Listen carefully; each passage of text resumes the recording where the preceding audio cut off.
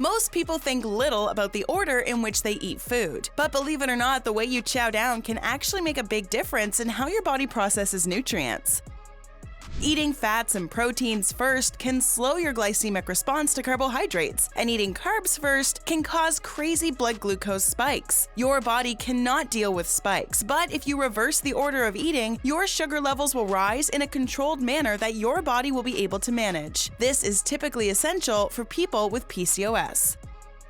How does that happen? And is there a right way to eat your meals? What are the other benefits of eating food in a particular order? That's what we're going to explore in this video. Stick around because you might be surprised by what we uncover.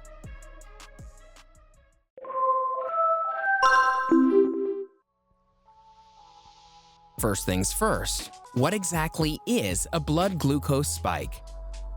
A glucose spike is when your blood sugar level increases quickly after you eat something high in carbohydrates. This happens because your body breaks down carbohydrates into glucose, a kind of sugar. When you eat lots of carbs at once, you're introducing more sugar into your blood, resulting in your blood sugar levels quickly rising. Imagine your blood sugar level as a little kid on a trampoline to understand this concept better. When you eat a lot of carbs, that kid will begin jumping high on the trampoline. But if you consume fiber and protein, the kid will start slowly bouncing on the trampoline. Ideally, your blood sugar level should be like the trampoline kid aiming for a slow, controlled bounce instead of a wild, uncontrollable high jump.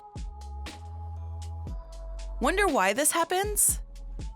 Imagine your stomach and small intestine is like a conveyor belt at a factory. When you eat a meal, food travels down the conveyor belt, that is, your digestive system, and gets broken down into smaller pieces. Let's say you just eat carbs like a bunch of candies. These carbs get dumped onto the conveyor belt all at once. Your small intestine is the factory worker here and has to deal with this massive influx of sugary treats all at once. This can be overwhelming, and your blood sugar level starts spiking in no time. But if you eat some proteins and fats first, the factory worker gets ample raw materials to process before the candies, or the carbs come through. These raw materials take longer to process, so the carbs don't come through as quickly, which helps slow the absorption of carbs and prevents a sudden spike in blood sugar.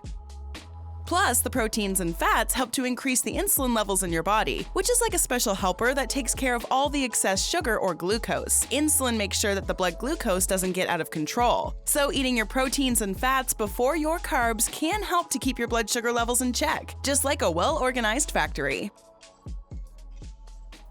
It's crucial to control your glucose spikes, especially if you have PCOS. PCOS, or polycystic ovary syndrome, affects about 6 to 12% of reproductive age women in the US. PCOS can cause fertility issues and has symptoms like insulin resistance, high levels of male hormones known as androgens, and other symptoms such as irregular periods, acne, thinning scalp hair, and excess hair growth on the face and body. Elevated insulin levels can contribute to developing PCOS symptoms in a few ways.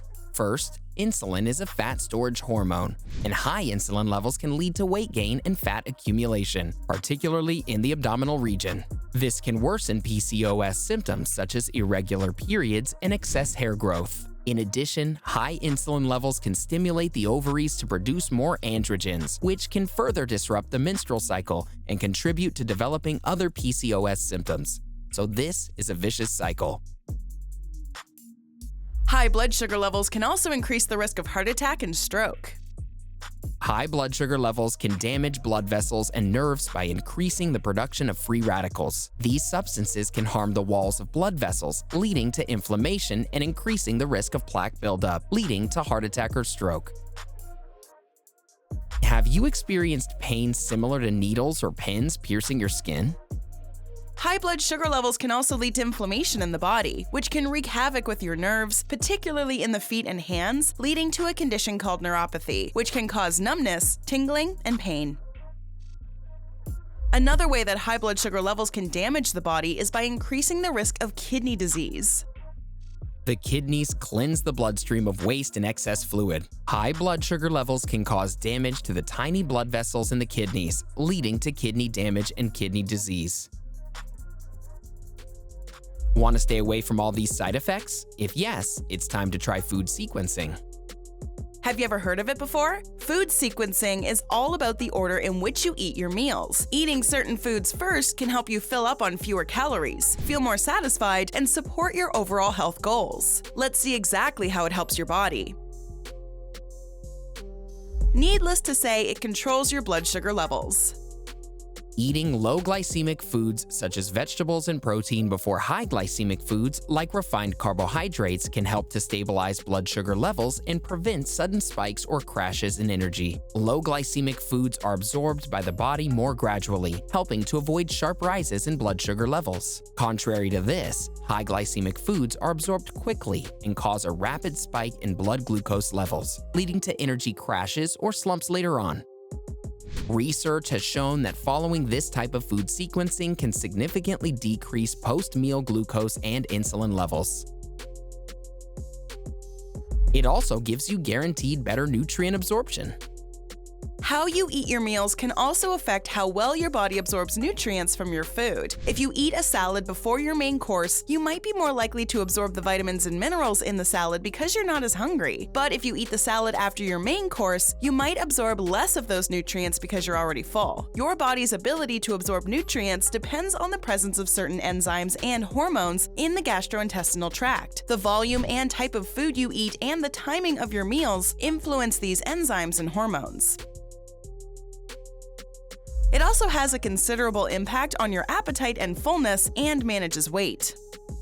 Try eating a low-calorie appetizer before your main course. You might be less hungry and eat less overall, but if you skip the starter and go straight for the main dish, you'll likely eat more. Hormones that control hunger and fullness can be affected by the order in which you consume your meals. Eating protein-rich foods early in the meal can increase the release of the hormone cholecystokinin, which can help you feel full and satisfied. Eating high-fat foods later on in the meal can increase the release of the hormone ghrelin, which can stimulate hunger. By starting your meals with plenty of fibrous vegetables, followed by lean protein and healthy fats, you can feel satisfied and energized on fewer calories. This can help with portion control and mindful eating, supporting healthy weight loss. Next, it stops you from overeating. Do you feel guilty after you scarf down a lot of desserts? Try food sequencing. Eating high-protein foods early in the meal can increase the release of the hormone PYY, which can help you feel satisfied and reduce the desire to eat more. That's why desserts are always served as the meal's last course. So now that we've covered some of how the order in which you eat can affect your body, here are a few general tips you can follow to help you make healthier choices about the order in which you eat. Always consume fiber-rich foods first. Plant-based foods such as vegetables, fruits, legumes, and grains contain fiber. Your body does not digest it, and it passes relatively unchanged through the digestive system. High-fiber foods tend to be bulkier and take longer to digest, which can slow down the rate at which food leaves the stomach. This is known as gastric emptying. When food remains in the stomach for longer, it can delay glucose absorption in the small intestine. Salads are a good example of a fiber-rich food that can help improve digestion because they reduce the risk of certain chronic diseases and help to manage weight. However, it is important to gradually increase fiber intake to allow the body time to adjust and to avoid gastrointestinal discomfort. Next, it's time to give your body protein powder. Protein from meat, dairy, and beans can slow down the rate of gastric emptying. Protein stimulates the release of a hormone called glucagon-like peptide 1, GLP-1, from cells in the small intestine. This hormone regulates glucose levels in the body. It can increase insulin production and decrease the production of another hormone called glucagon, which helps to control blood sugar levels. GLP-1 receptor agonists are also used in medications to treat type 2 diabetes. These medications work by activating the GLP-1 receptor, which helps to improve blood sugar regulation. It's an excellent drug for people with type 2 diabetes. Doctors usually prescribe them with other treatments, such as lifestyle changes and medications. Additionally, a study indicated that drinking a whey protein shake 30 minutes before having mashed potatoes dramatically slowed the rate of stomach emptying. Moving along, save the sweets for last. Surprisingly, eating sweets in moderation can be part of a healthy diet, but only if you enjoy eating them at the end of a meal. Lastly, it's crucial to stay hydrated.